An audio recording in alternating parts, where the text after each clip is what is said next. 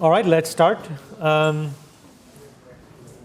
going to now switch to the MDP part of the talk, where we're going to go only going to consider temporally delayed reward the temporal credit assignment problem, no exploration exploitation. And then I'm going to talk about learning in MDPs, which will bring back exploration exploitation and have temporal credit assignment. I'm reminded, I often say people work on problems that they are themselves bad at. And I work on planning and sequential decision making because I'm terrible at it. And one example of it is that I was supposed to come here and I just assumed I'd have to fly. So I flew to Indianapolis and then discovered, of course, there's a 4-hour drive from where I live, a 4.5-hour drive from there to here. And of course, I get to the airport and there's a 4-hour delay because of weather. And so I got in at 3 and I could have driven here and driven back in the time that I actually got here yesterday. So decision making is not sequential decision making in particular is not my strength. So we're going to talk about sequential decision making in MDPs. So no generalization, and at first no exploration exploitation, only the temporal credit assignment problem. We're going to look at two concrete problems now. The policy evaluation problem, which is how good is a particular way of behaving? How do you compute that? In a Bandit, it was simple. Pull the arm many, many times. The mean reward is an estimate. In an MDP, it'll be more complicated. And then the optimal control problem, which is what is the best way of behaving? OK, so let's begin. I'm going to do the small MDP setting. What do I mean? Yes? What does MDP stand for? Sorry. MDP stands for Markov decision process. You're right. I should have explained that. MDP, Markov decision process.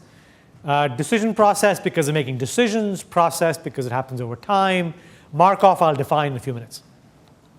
In fact, probably in a couple of slides. So, or actually really this slide. So how many of you know what Markov means? A lot of you. Good.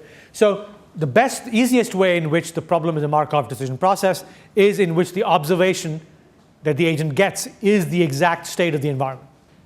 Then the agent can ignore the history that comes before it, because knowing the state is enough to capture all the information there is in history. Right? That's what it means for it to be Markov in terms of predicting the future given future actions. So that's the simplest way. Now, when does it hold? For example, in chess, if you look at the board, it doesn't matter how you arrived at that board. Right? The future is conditioned on what you do in the future, but is independent of how you arrived at that board position.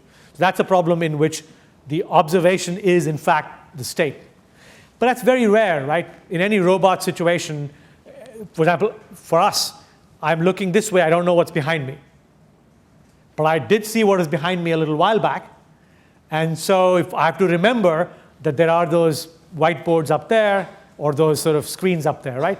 So here the observation is in state. There is information from history that I need to remember. So, but there are two other ways in which the agent's problem could be Markov. One way is that maybe the last k observations, if I just remember the last k observations for some small k, then the world is Markov, meaning I can forget the past more than k. Or what happens most generally is that we build into the agent state estimation techniques, which I won't talk about, but you've seen some examples in the previous speakers' talks, where you estimate some feature of history.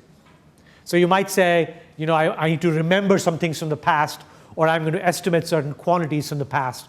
And then, as long as they then satisfy the Markov property, the agent is facing a Markov decision process. So in other words, all I'm trying to say is a Markov decision process is more applicable than just the more standard setting, which is the observation state. So from now on, I'm going to assume basically that the agent sees state. All of the rest of today, the agent actually sees the state. I'm going to assume the size is small, which means no generalization. I can do enumerative methods. I'm going to assume the dynamics and the rewards are stationary, independent of time. OK, let's keep defining this. So here is now the policy evaluation problem for the finite horizon setting. let me skip the finite horizon setting. Let me do the infinite horizon setting. So the infinite horizon setting, policy is stationary. What's a policy? A policy is a mapping from states to actions. What action to do in every state. If I fix the agent's policy, I fix the agent's behavior, right? It senses the state, it takes the action. It senses the state, takes the action. So a policy pi is a mapping from states to actions. So the expected utility or value of policy pi, v pi of s.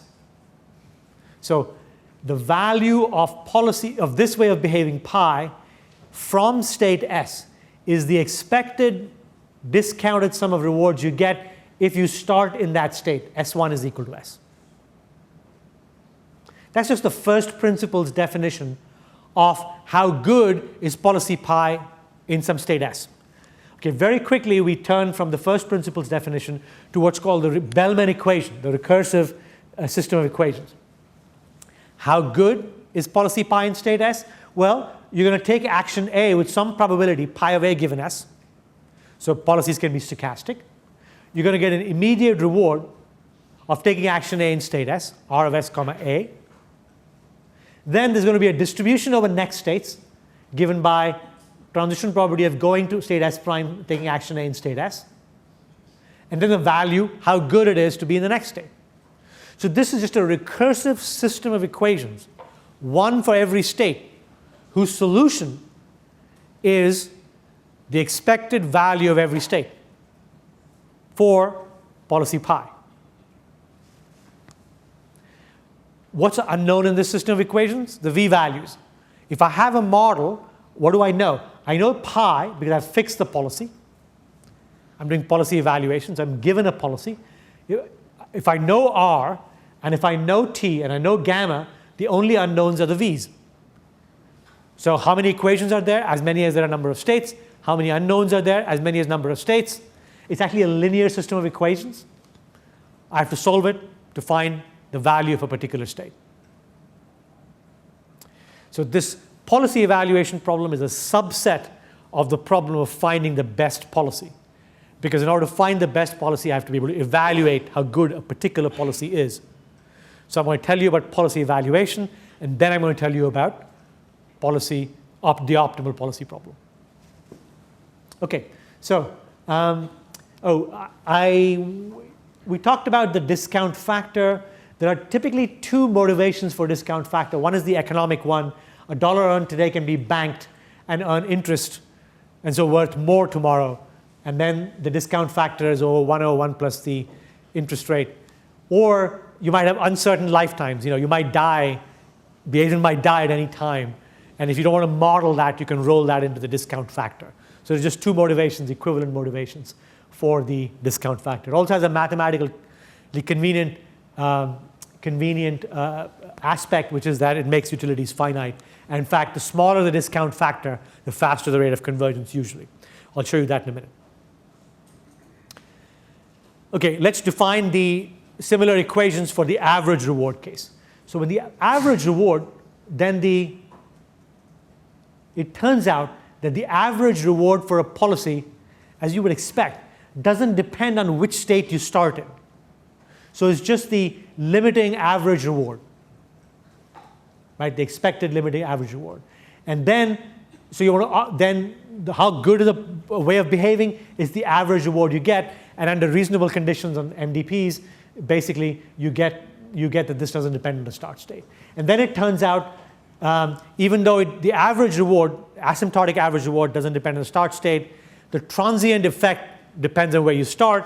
And you can capture that by a very similar equation to the equation before, no discounting, except, so here is the relative value. How good is it to start in state S? Behave according to policy pi, relative to any other start state is you subtract, wow, this is weakening, is you subtract the average reward per time step from the reward you would get and solve the recursive system of equations. Does anybody have batteries for this? This is running out of batteries. So I'm not going to spend too much time on this. Here's a recursive system of equations. Okay. how do we solve this system of equations? I'm going to give you 3 different ideas. One is an iterative method. And then I'm going to talk about matrix inversion. And then, most interestingly, I'm going to talk about Monte Carlo methods for solving the system of equations. And Monte Carlo methods will be the bridge between the planning case and the learning case. When I say planning case, just to be clear again, planning case, I mean you know the model. You know the transition probabilities. You know the reward function. Learning case, when you don't know these things and you have to interact with the real world. So I'll get to that in more detail. Here's some more notation. We can define a transition matrix for policy pi, which is a n by n matrix if n is a number of states, as basically the ijth entry is the probability of going from state I to state j under that way of behaving. And a reward vector, which is the expected reward you get in state I when you behave according to policy pi. Notice this is just the expected immediate reward, while those were the long-term values. Oops. The long-term, I guess I should emphasize this. Right? The difference between bandits in this setting is that this is the long-term value of starting in this state and behaving according to policy pi. Right? So you're playing chess, you're behaving in some way. What's the probability of winning? That's captured in this formulation. Let me make sure you get this, because if you don't get this, the rest of this will not be very meaningful. I've transitioned from bandits to problems with states. So what's an example of a problem with state? Let me make sure you get this. Let's see, how do I do this?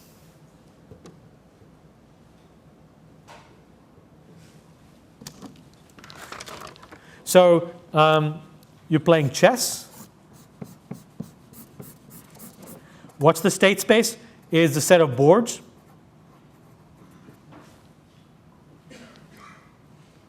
What's the action space? The action space is moves available. What's the reward function? The reward function is +1 on a win, -1 on a loss, and 0 on a draw, and 0 everywhere else. Right? As you play, you get 0. So it's a very impoverished reward function. What are the transition probabilities? Imagine you're playing against GNU chess.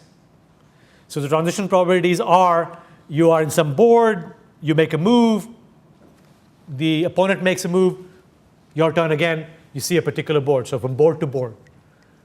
Right? And what's the value of a way of behaving? What's the value of a way of behaving? So way of behaving means you're going to play in a particular way. Which means what? A policy pi is a mapping from boards to moves. What's the long-term value? The long-term value of the state of a board is the probability of winning. Suppose there was no discount factor was 1. This will be the probability of winning. Is that right?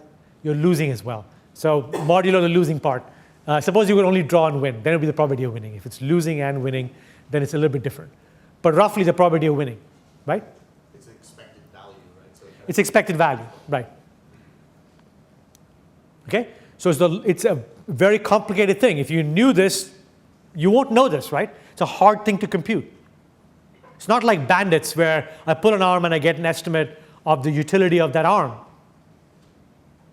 I have to play an entire game, and then I get one sample of the expected utility of that way of behaving, right? If I play a particular game, I get one H. And the U for that H is, utility for that H is one sample. So to play many, many games, I could play many, many games. But I can't apply bandit techniques to chess. Why can't I apply bandit techniques to chess? I can play a game and get a probability of, get a sample of the expected utility of a way of behaving. Why can't I do bandits for chess? unseen board states. Unseen board state. But even if that wasn't the case, there are too many policies. There are too many arms. There are exponentially many policies. I can't try every policy even once. Right? So this is a hard problem. OK, let's keep going. Batteries. OK. So So I'm going to show you 3 different ways of solving it.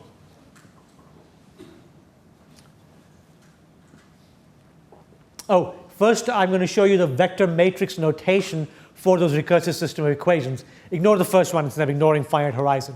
Look at the discounted case and the average case. Basically, the vector, v pi is now a vector. Maybe I should stay with the document. Thanks. V pi is a vector of size state space. R pi is a vector, gamma, transition matrix, V. So that's V pi, R pi, T pi, V pi. Right? That's the vector matrix form for the infinite horizon equation. And similarly for the average case equation. Okay, so again, I'm skipping finite horizon, so let me do the infinite horizon case. Here is the iterative form of the method. I basically take that linear system of equations and I iterate it. I start with some arbitrary guess. I plug it into the right-hand side, and out the left-hand side pops a new guess, and I just cycle it through the equations.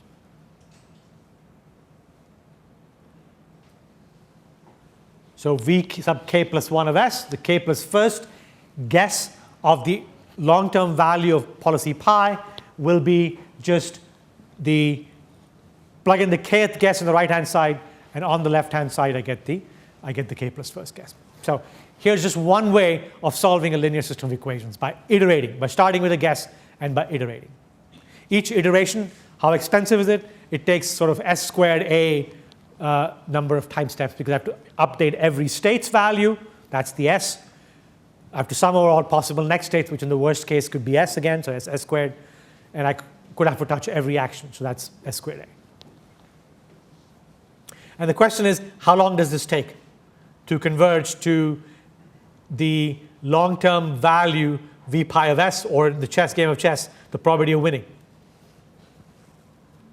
Okay, so here's a foundational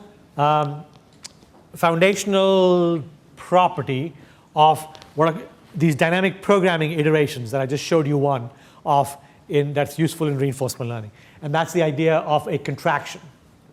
I'm not sure I need to show you the proof, but basically the idea is that as you iterate, the maximal error, maximal absolute error, the infinite norm between the kth iterate and the true value is gamma to the k times the difference between the first initial guess and v pi.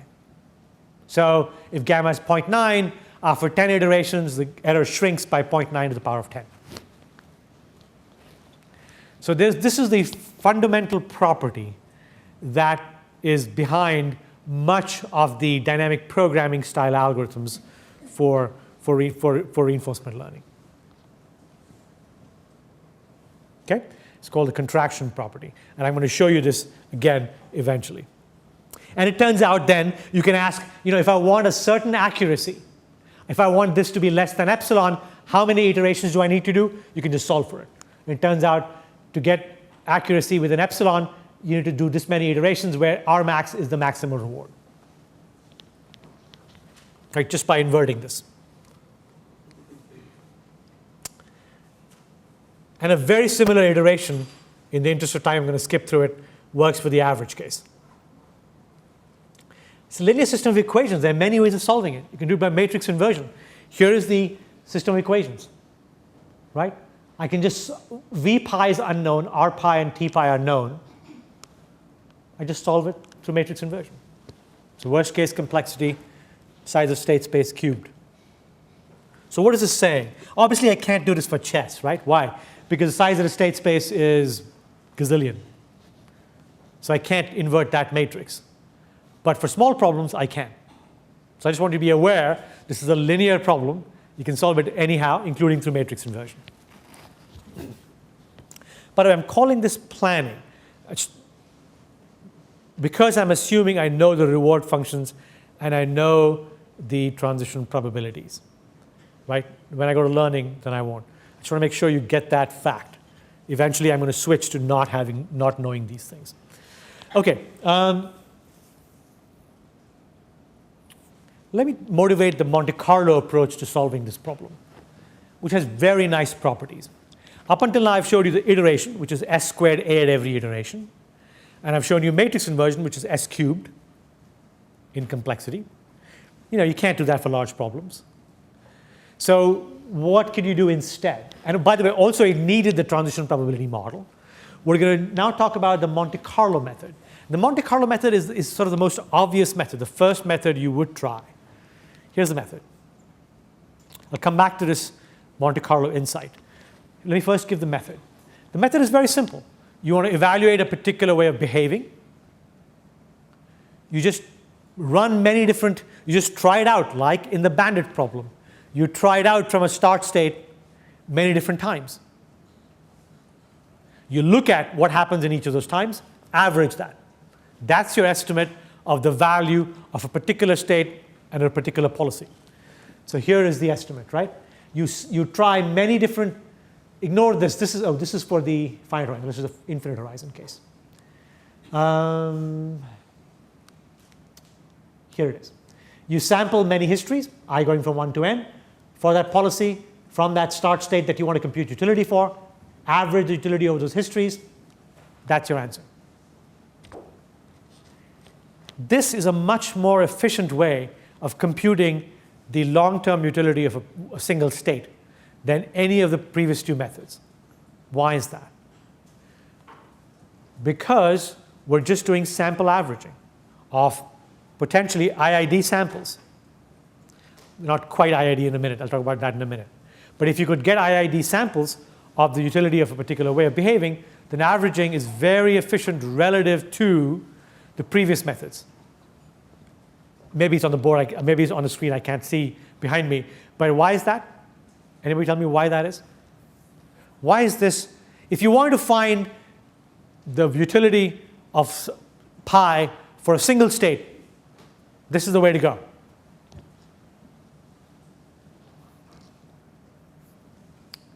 Anybody want to tell me why that is?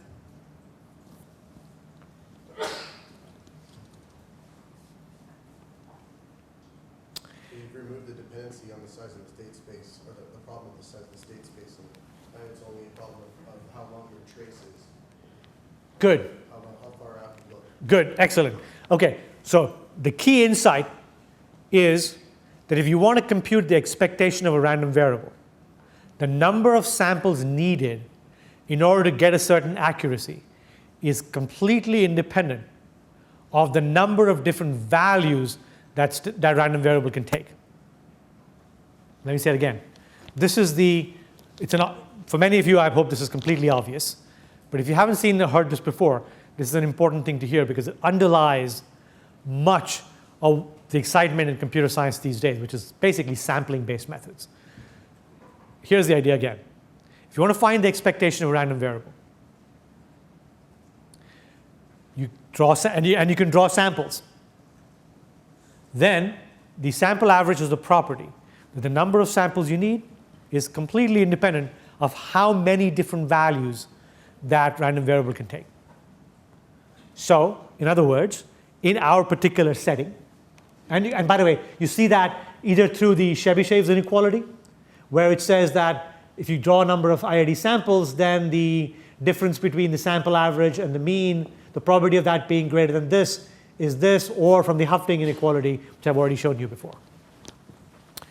Okay, the different number of different values it can take doesn't enter into this equation, which means the number of states doesn't play a role when you're doing the number of possible different histories plays no role. The crucial thing is there's huge number of possible histories, right, when you behave in a certain way. The number of such histories plays no role in the number of samples you need to draw in order to get a certain accuracy. And that's the powerful aspect of Monte Carlo. Okay, but that brings up one other quick question, which is, where is that? Which is that, but history is infinite horizon. So how can we even get more than one history? Because if we have to get an infinite history, we'll never get beyond the one history. And the answer here is pretty straightforward. we don't take infinite histories. We truncate the history at a certain length. How long? There is basically what it turns out to be, there is an effective horizon. What's the effective horizon? The effective horizon is, remember there's a gamma, a discount factor in the discounted case, right? So rewards that are 1,000 steps from now are discounted by gamma to 1,000. If gamma is 0.9, I can ignore it. So I don't get unbiased samples, but I get slight small bias. But I can live with that. So you basically take gamma and convert it into an effective length of history, sample multiple histories of that length, average the discounted sum of rewards along those histories, done. You get an estimate. Now, of course, you only get the value of one state. If you want to find the value of every state, then it's linear in the number of states. But even that's a major improvement over quadratic or third order. And by the way, this is also a stepping stone from planning to learning, because in the iteration and matrix inversion methods, we needed a model, transition probabilities. For Monte Carlo, we just need trajectories. And you can imagine in learning setting, when I'm interacting with the world, I can get trajectories. So this idea of Monte Carlo is a key component of the power of reinforcement learning. In fact, in many different things that you've seen over this week. And by the way, how do you deal with the average reward case? Same thing for the average reward case. Do multiple trajectories. How long the trajectory? It turns out there's also a notion of an effective horizon, which is in this case called a mixing time. So I don't know how many of you have heard of the phrase mixing time, but roughly what it is, if you start behaving according to a certain policy and if the environment mixes fast, that means it forgets where you started pretty fast. That is, the actual average reward is close to the asymptotic reward fast. So every environment will have a mixing time or an epsilon mixing time, which basically then tells you how long you need to run each history in order to get within epsilon, to not lose more than epsilon by truncating.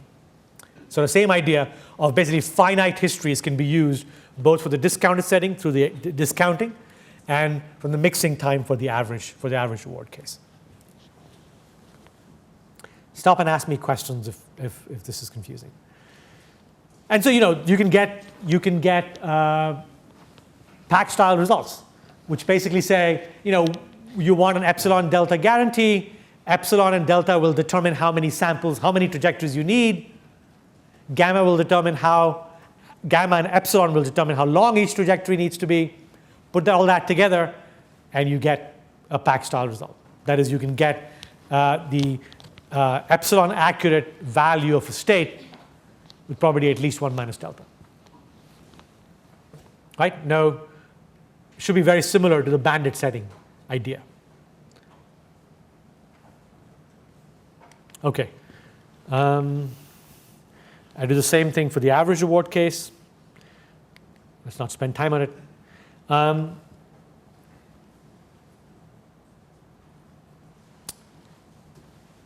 This finite horizon trick, which gives you an effective horizon, also leads to a very general idea in reinforcement learning called the receding horizon control. I haven't gone to control yet, have I? So why am I doing this here? Let's go to control. Then I'll come back to that one. Okay, so now let's do the optimal, the really interesting problem, finding an optimal policy. Right? Finding pi star. Stars will be used to denote optimal quantities. So pi star is the optimal policy. The associated utilities, expected utilities, are V star for the discounted case and J star for the average. I think I'll only do the discounted case. Okay, so is it clear why this is not facing the expiration exploitation problem? But it is facing the temporal credit assignment problem.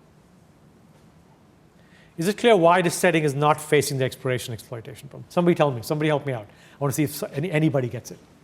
Why? My claim is I'm about to do the planning case. You know the reward function is a transition property. You don't face the expiration exploitation problem. But you do face the temporal credit assignment problem. Think chess. Forget computational issues. Forget size of state space issues. But think chess. So I'm giving you a model of chess. I'm giving you the opponent, how the opponent plays. So you know the transition probabilities. You're not facing exploration and exploitation. You're just facing delayed reward. Why is that? Because I'm not acting in the world, right? I'm just computing offline in a computer model. So I'm not facing the question about, should I take this action to get more information from the world? I'm just acting in a model of the world. I'm doing computation with a mathematical model. It's not about acting in the real world. But it is facing the temporal credit assignment problem, because I'm trying to figure out how to behave now in order to maximize delayed reward. Okay, so here is the algorithm for value iteration for discounted case. But first, before we talk about the algorithm, let's talk about the recursive system of equations. So here is the recursive system of equations. This is an important one to understand because this is the foundation for much of reinforcement learning. So this is saying, look, what's pi star? Pi star is the best way of behaving. It's over all policies the one that maximizes the value. And V of pi star is known as V star. So the best you can do from state S over all ways of behaving, well, you consider all possible actions you can take in that state. Take the max. If you take action A, you're going to get this reward. That's determined. Plus discounted, expected, best you can do from the next state.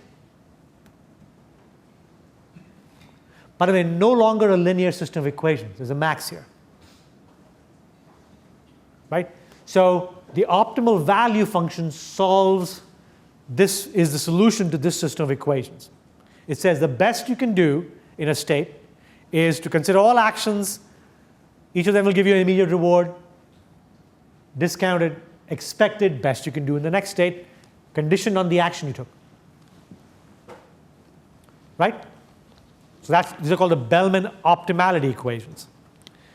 And by the way, once you have the optimal value function, the optimal way of behaving is simply the action that maximizes the right-hand side. Right? The action that will maximize the immediate reward plus discounted best value of next state.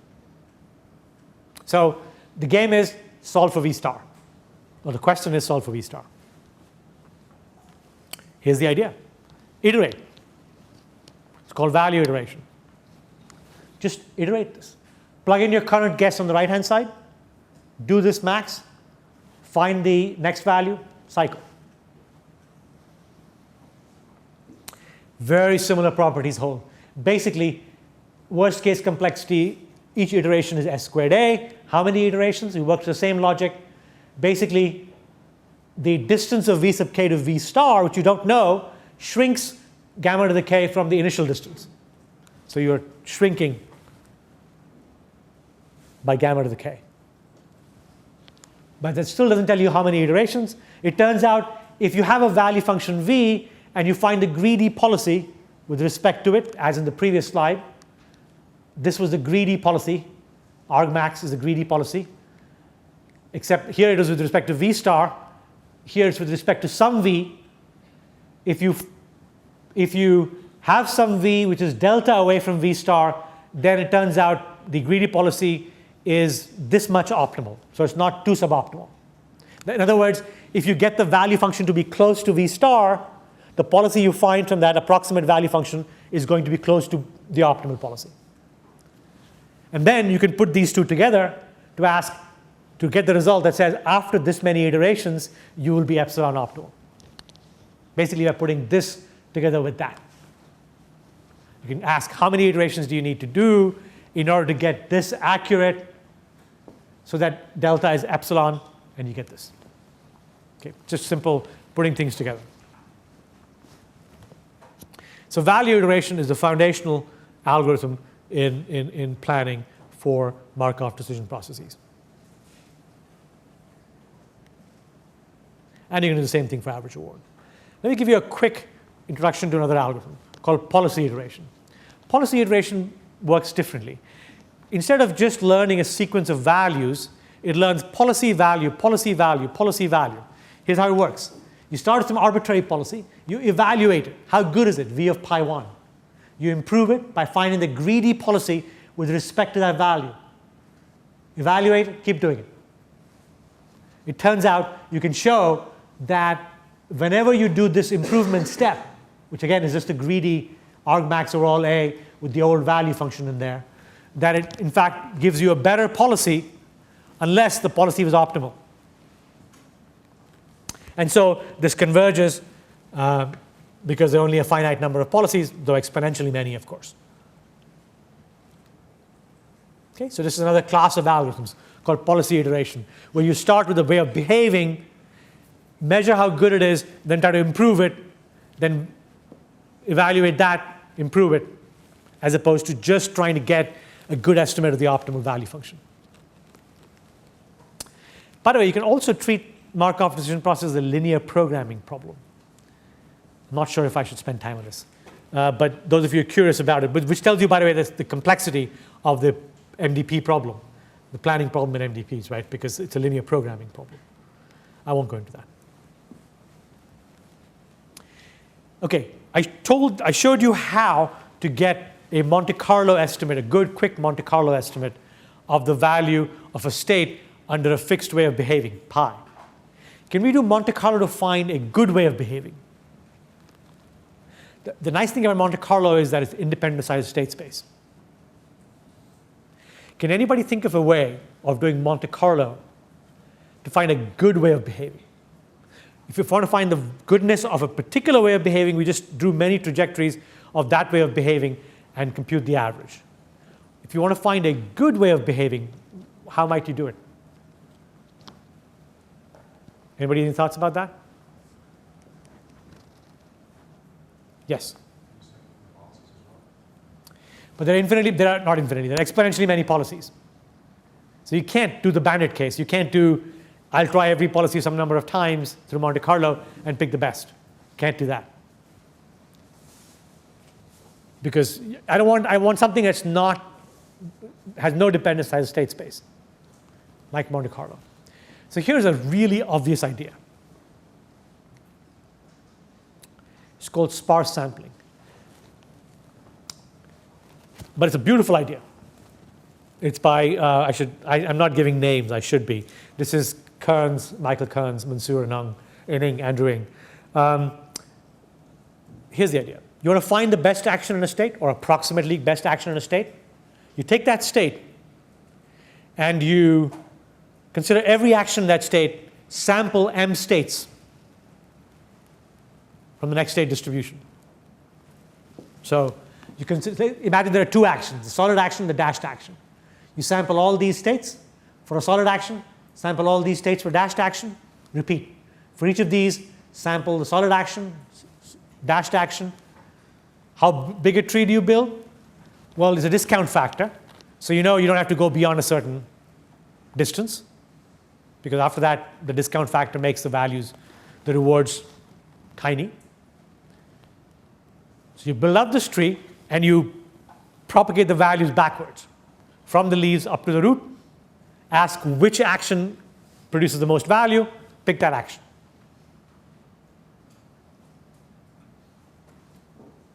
What's the complexity of this? It has no dependence on the size of the state space. But it has another problem. It's exponential in the horizon. Value iteration was linear in the horizon, linear in the effective horizon. But quadratic in the size of state space. Here, no dependence on the size of state space, but exponential in the horizon. But it's an interesting algorithm nevertheless, because it tells you that you can make this trade-off. Yes? Doesn't it also sort of depend on a certain distribution of rewards across your heap? So say you have an infinite number of states you could visit, and you're going to sample a number of them, and you're kind of hoping that you get power of the beauty of Monte Carlo, right? The number of samples you need in order to have high probability on getting a certain accuracy of estimate, independent of whether there are infinite possible values or two. Right? That's the crucial thing we're using here. The number of possible next states could be 10 to the 20, doesn't matter. You just sample the number of next states you'll sample, the m, which I'm not talking about very much, is independent of that.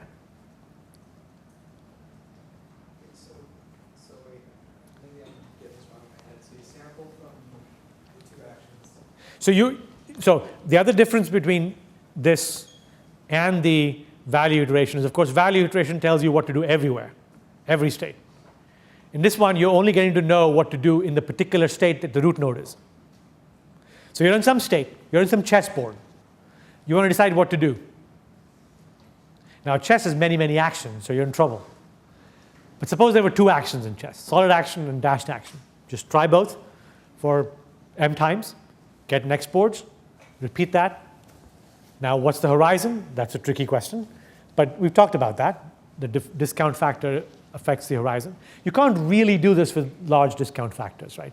Gamma is close to 1 because of the exponential in the horizon. But at least it's an algorithm that's very different from value iteration and gives you this intuition as to how Monte Carlo can be used to get good actions. Notice you have to repeat this procedure every time you act. So unlike value iteration, which gives you a policy, you're done. Here, every time you act, you have to do this. But you lose dependence inside the state space completely. But if you take m sample, if m is infinite, what would you get? It would be effectively the same, you would get the same value that you would get through value iteration done to a depth of the depth of the tree, because then you'll be doing perfect updates. It's the m that causes sampling noise. Yes? Yeah, so it's I'm not going to go into the detail, but the intuition is very straightforward, right?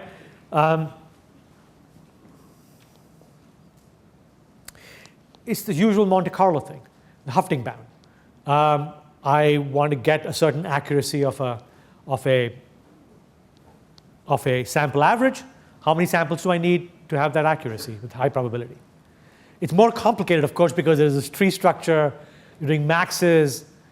It's a little bit more complicated, but not very much more.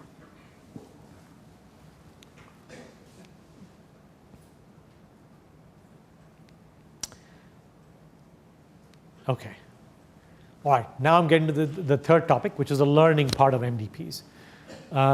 Any questions so far? So far I've just done planning, which means I've assumed I have a model, which means I can do things without ever interacting with the real world in a computer simulation, a mathematical model.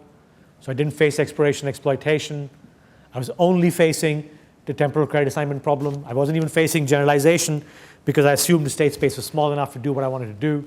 Though the sparse sampling part dealt with large state spaces, but not with generalization, because it did the sparse sampling independently for every state. Okay, so now let's switch to learning. So again, there are these 2 settings, policy evaluation, optimal control, but no model.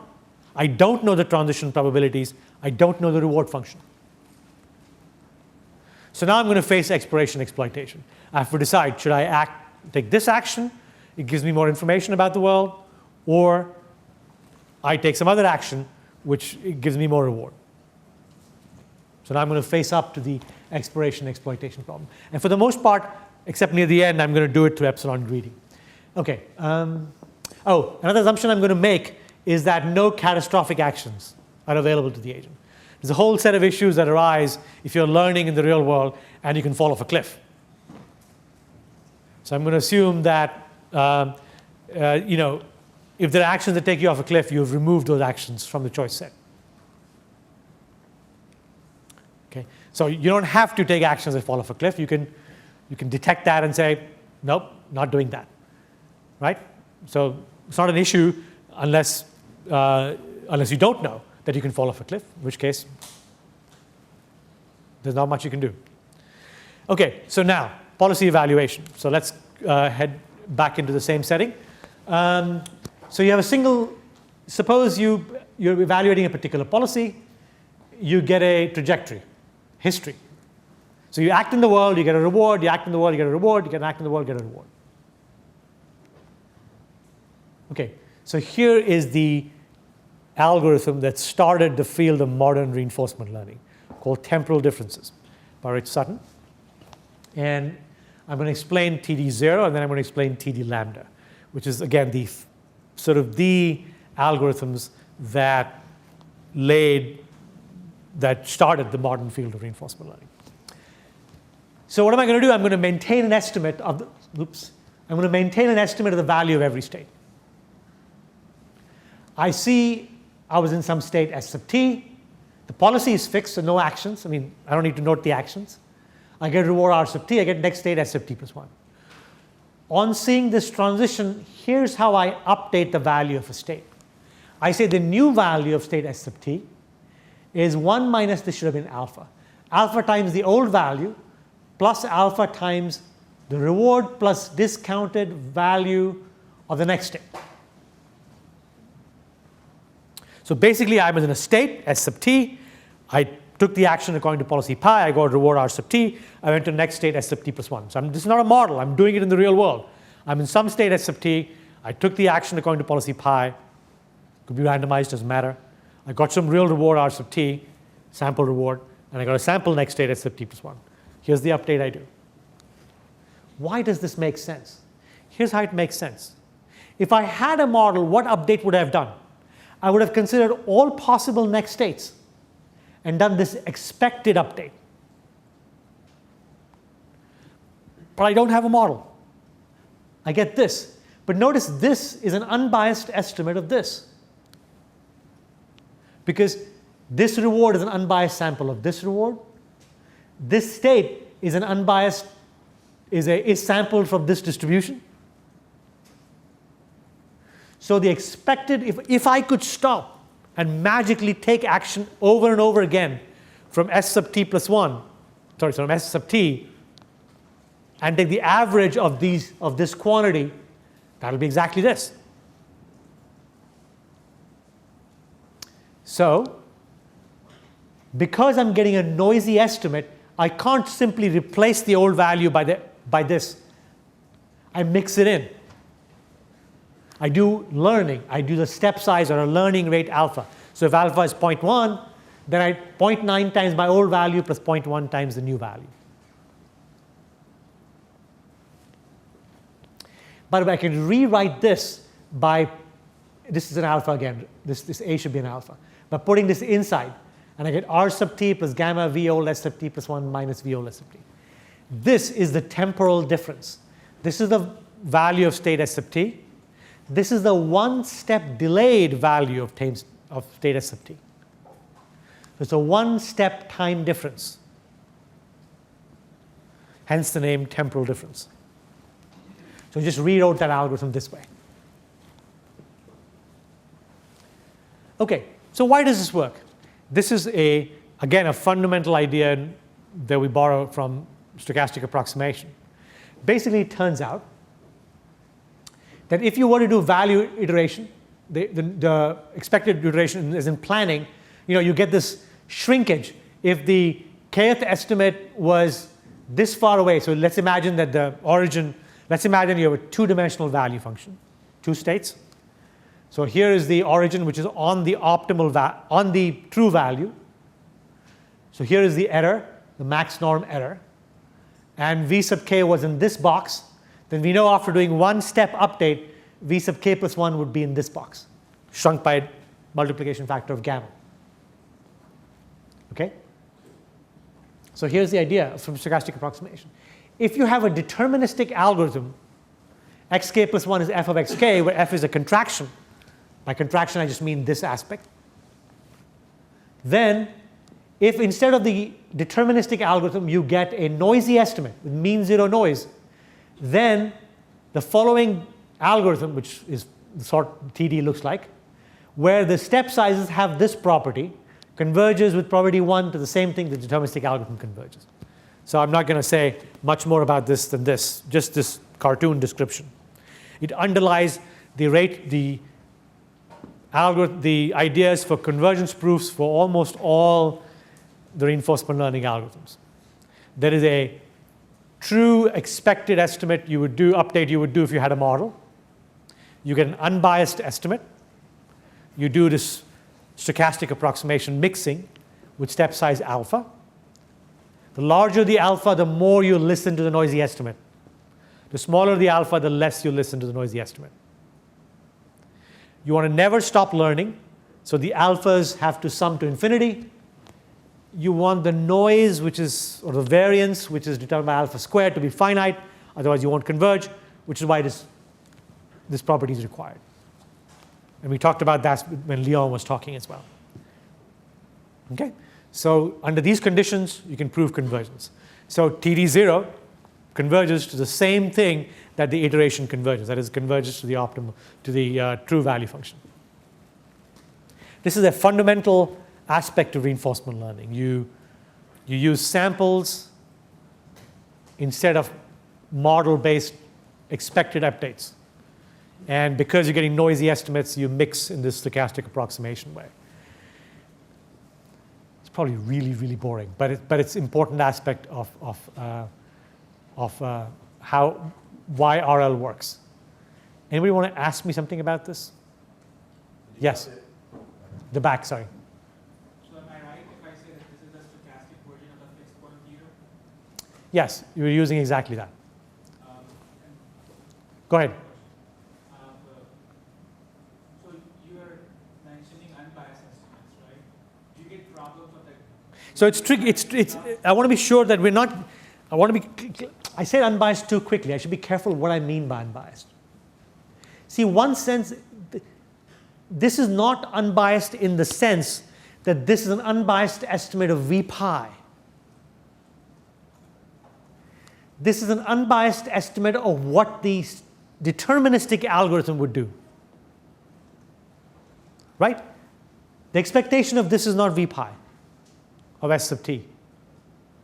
The expectation of this is what the deterministic algorithm would do. So I'm adding, the way to think about it is this stochastic algorithm, this component is adding mean zero noise to what the deterministic algorithm would do. It's not unbiased in the sense that a Monte Carlo thing is unbiased, where I just get an unbiased estimate of the quantity I want. Right? I just want to be clear about that. Sorry, you were asking a question. Go ahead. That's what my question. Okay, good. You had your hand up. Yeah, I was going to ask about, does this have the exploration problem? Well, we're not doing optimal control yet. When we do optimal control, will be an exploration exploitation. Right now, I'm just evaluating how good a particular way of behaving is, which doesn't face the exploration exploitation problem. I'm just asking, how good is this way of behaving? I get to Q-learning, which is the optimal control version of this algorithm in a minute. Okay. So I want to do TD lambda. Let me give you, I think it's a really fundamental idea of reinforcement learning, so let me spend a few minutes on it. So the TD0 algorithm I just talked to you about does the following, right? It waits one time step. It had this whole future. It waited one time step, used this as the next estimate of the value of state 1, S1, right? But let's see. But you could wait 2 time steps and use R1 plus gamma R2 plus gamma squared, the value of state a third time. Or, so if you could do 2-step, you would do a similar mixing, right? You would take the old value plus alpha times the new estimate minus the old value. Or you could wait 3 time steps, or 4 time steps, or all the way to infinity. But if you wait all the way to infinity, then you are getting an unbiased estimate of V pi, because you're getting a trajectory, infinite trajectory of rewards from the way of behaving. So it turns out that there is a why use this versus why use that. Let's talk about that. What's the advantage of using this estimate, waiting only 1 time step? The advantage is it has low variance. It has low variance because you only take 1 random quantity, but there's a bias because the value V of st S sub 2 is biased because not correct. This is unbiased, but has a very high variance. And so TD lambda, which is an algorithm that mixes these estimates in an incremental online way, In fact, do I have a picture of that? Let me see if I have a picture of that. Maybe this is the picture. This is the picture. Basically, looking forward in time, it mixes in an exponentially decreasing way longer and longer horizon estimates in a very simple, clever algorithm, which I'll show you in the next slide. And what it does is the rate of decay, which is controlled by lambda, determines where you are in this bias variance trade-off. So bias variance trade-off, again, was this quantity.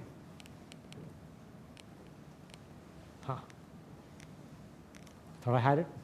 Well, let me just say, minimal variance, maximal bias. Maximal variance adding to it at most random quantities, zero bias. So bias decreases, variance increases. So you can imagine by smoothly mixing these things, I can control bias and variance. Yes? Sorry, bias decreases, variance increases. Did I say the opposite way? Why is this smallest variance? Because you're only adding, you just have one random quantity here, R1, right? Here, random, right? I'm adding more random things I add, the more variance I get. It's not infinite variance because of the gamma.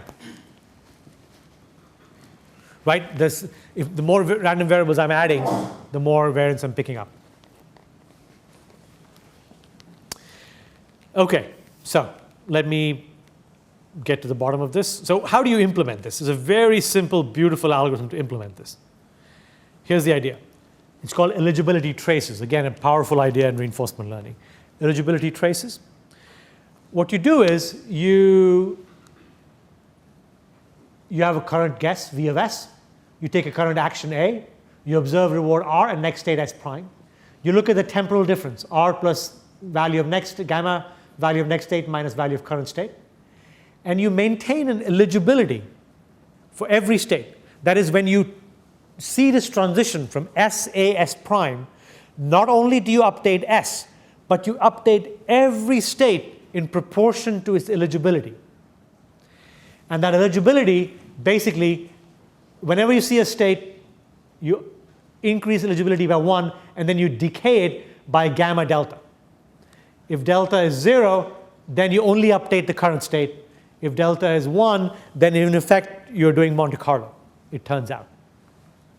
So lambda is the knob that controls this bias variance. When lambda is 0, you're doing one step, or TD0. When lambda is 1, which is TD1, then you're effectively doing Monte Carlo estimation, which is high variance.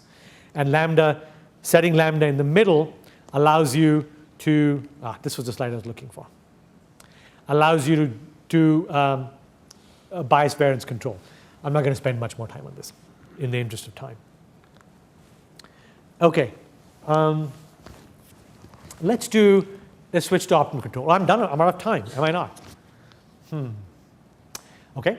We'll do it tomorrow. I'll do optimal control for learning tomorrow. I think the schedule changed. I'm not at 8:30. I'm at 11, something like that. So I'll do Q-learning tomorrow. I'll try to do it quickly so I can get to the more novel, advanced algorithms in reinforcement learning. I'm trying to I know that most of you haven't seen reinforcement learning, which is why I'm trying to give you a deeper sense of it. Questions? I'll take some questions for a while before the next person sets up. Any questions so far? We have been asking some questions along the way. Do I have, who's keeping time? Do I take 5 more minutes? Yeah? Let me do it. Let me get this sort of out of the way. So now we're doing optimal control. We're going to do optimal control, which means we're going to do exploration exploitation. But first, let's imagine, forget about exploration exploitation. Let's just reapply the stochastic approximation idea. So the first equation is what you would do. This is the value iteration update, if you had a model. So what could we do? We could take action. We took action A sub t and S sub t. We got reward R sub t. We got next state S sub t plus 1. So instead of doing this, because we don't have t and r, we could just do this exactly what we did before. But notice, in this case, the expectation of this is not that because of the max. And so the crucial idea that came out of Chris Watkins' thesis, a psychologist trying to model animal learning, was to use state action values. Hence and they were called Q values, hence the name Q learning. So Q is a state action value and is defined as the immediate reward you get in that state action plus discounted expected best value you can get from the next state. So notice in going from max outside the expectation, we've gone to the max inside the expectation. Now I can get unbiased samples. So here is the famous Q-learning algorithm. When I see this transition, ST, A sub t, R sub t, S sub t plus 1, I update the action value or Q value of STAT as 1 minus alpha times the old value plus alpha RT plus gamma best value of the next state. This is an unbiased estimate of this. Hence, the stochastic approximation properties hold, and you get convergence to the optimal way of, to the optimal Q value function. And the policy that's greedy with respect to the optimal Q value function is the optimal policy. I've ignored exploration exploitation. I haven't told you how to take actions. I've just told you, so here's the theorem. The theorem is, if the stochastic approximation conditions hold, that is the alphas sum to infinite, alpha squares sums to finite, and every state action pair is updated infinitely often, then in the limit, Q-learning converges to the optimal Q value functions, and therefore the optimal policy. So how do I do it? So this is not doing exploration exploitation. I haven't told you how to pick actions. So can anybody tell me how to pick actions using some of the Bandit ideas? What's the obvious way to do it? That will ensure infinite exploration for every state action pair. Well, I could behave completely uniformly randomly, but that's only exploring. It's not exploiting at all. Or I could do epsilon greedy, right? I could do epsilon greedy, that is to take in any state, I have a current estimate of the Q value function with probability 1 minus epsilon, take the best action, greedy action, and probability epsilon take a random action.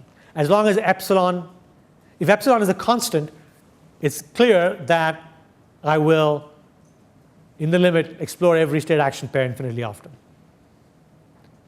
But then I never get to the optimal behavior. So if I want to get to the optimal behavior, I have to shrink epsilon over time. But I can't shrink it too fast because then I won't explore infinitely often. I can't shrink it too slow because then I'm not exploiting enough. So how do I shrink it? 1 over t works. The usual thing, right? I want the sum to be infinite, sum squared to be finite. You've seen this many, many times. So 1 over t will work. I haven't told you the UCB-like idea.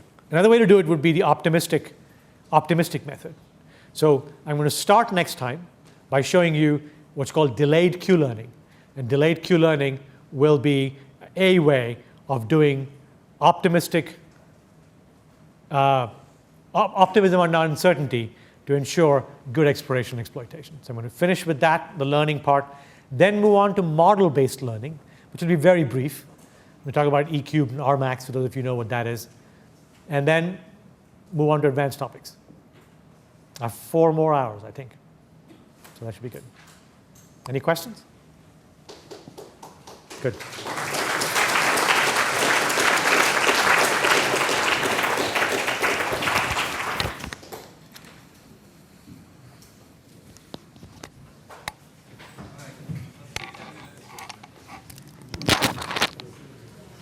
I don't know how you guys can sit through 8 hours.